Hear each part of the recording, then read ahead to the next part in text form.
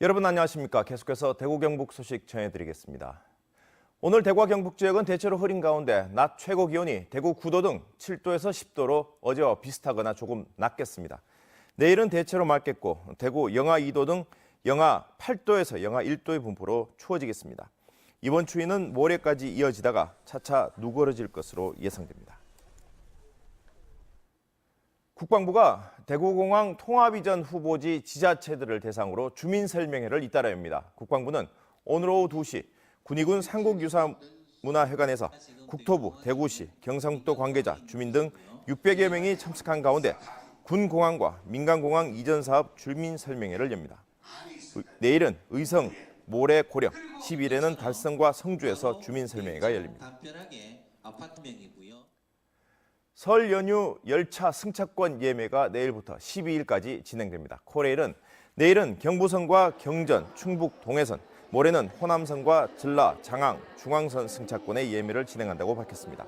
홈페이지에선 오전 6시부터 오후 3시, 지정된 역에선 오전 9시부터 11시에 예매할 수 있습니다.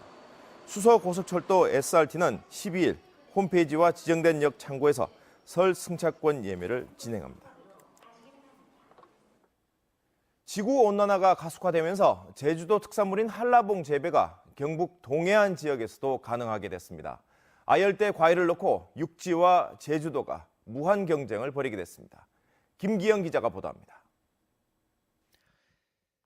제주 특산 한라봉이 경주, 포항, 영덕에 이어 울진에까지 재배에 성공했습니다. 안동에서는 파파야와 망고, 용과, 분홍벨벳, 바나나 등 갖가지 동남아 열대 과일이 재배되기 시작했습니다. 제주도의 한 농민은 육지에서 본격적인 한라봉 재배지로 포항을 선택해 이동하기로 했습니다. 올겨울 들어 포항의 낮 기온이 영하로 내려간 날이 하루도 없었는데다 제주도보다 물류비 측면에서 월등히 유리하기 때문입니다. 영하 5도 이상 떨어지는 날이 한 길게 가봐야 일주일 정도 유지되는 부분은 충분히 난방기로 충분히 컨트롤이 될 수 있는 정도이기 때문에 육지에서는 지금 포항 쪽이 최적지라고 판단합니다. 포항시는 기후 변화에 따른 농작물 전환을 선제적으로 지원할 방침입니다. 쌀 산업도 지금 위기고 그리고 사과도 과잉 재배로 가격이 떨어지고 있습니다. 이때 한라봉 시험 재배 성공으로 인해 울진군은 온대성 체리를 지역 특화 작목으로 집중 육성하기로 하고 70여 명을 대상으로 재배 기술을 교육하고 있습니다. 온도는 따뜻하고 일조는 풍부합니다. 따라서 체리 재배는 아주 적기라고 할 수 있는데요. 또 태백산맥이 막고 있기 때문에 장마가 늦게 시작하는 것도 큰 장점입니다. 전북 정읍에서도 밀감이 재배되는 등 육지와 제주도가 무한 경쟁을 벌이지 않을까 우려의 목소리도 있습니다. 특히 FTA 체결로 내년부터 과일류는 사실상 무관세가 되면 가격 경쟁력이 뒤처져 무턱대고 재배했다가는 실패하기 십상입니다. MBC 뉴스 김기영입니다. 바른정당으로 이름을 정한 보수신당이 오는 22일 경북도당 창당식을 갖기로 하고 준비에 속도를 내고 있습니다. 권오을 바른정당 경북도당 창당 준비위원장은 안동 시내 준비 사무실을 열고 도내 각 지역을 돌며 발기인 면담과 입당 신청 접수를 하고 있습니다. 시도당 창당을 위해서는 1,000명 이상의 법정 당원을 확보해야 합니다. 대구도시공사가 사회 취약계층을 위해 전세 임대주택 150가구를 공급합니다. 전세 지원 한도액은 6,500만 원이고 입주자는 전세금의 5%를 임대보증금으로 낸 뒤 전세금에서 보증금을 뺀 나머지 금액의 이자를 월 임대료로 내게 됩니다. 대구도시공사는 18일부터 일주일 동안 접수하는데 신청은 거주지 주민센터에서 하면 됩니다. 대구 북구 침산로에 있는 태평 지하차도가 오는 14일부터 왕복 4차로에서 2차로로 축소 운영됩니다. 이는 KTX 도심구간 정비 사업의 하나로 기존 지하차도를 철거하고 새로 왕복 6차로로 확장하기 위해서인데 오는 2019년 12월에 공사가 마무리됩니다.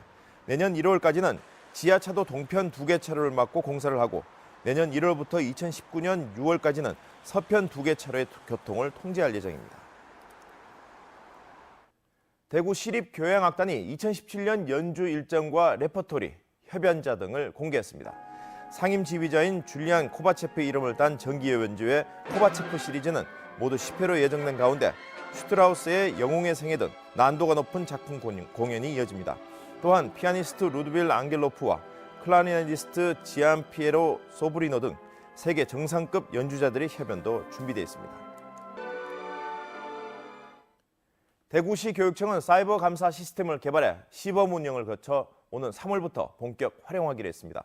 사이버 감사 시스템은 업무용 전산 시스템 안에 전산 자료를 활용해 학교를 포함한 모든 산하기관을 상시 모니터링하고 사이버 감사도 할 수 있습니다.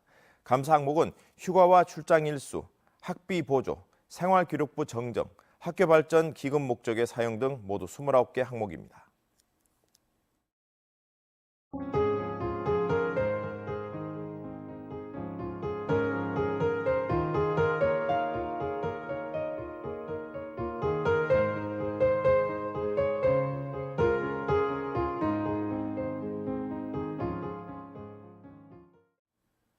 지금까지 대구 경북 소식이었습니다. 고맙습니다.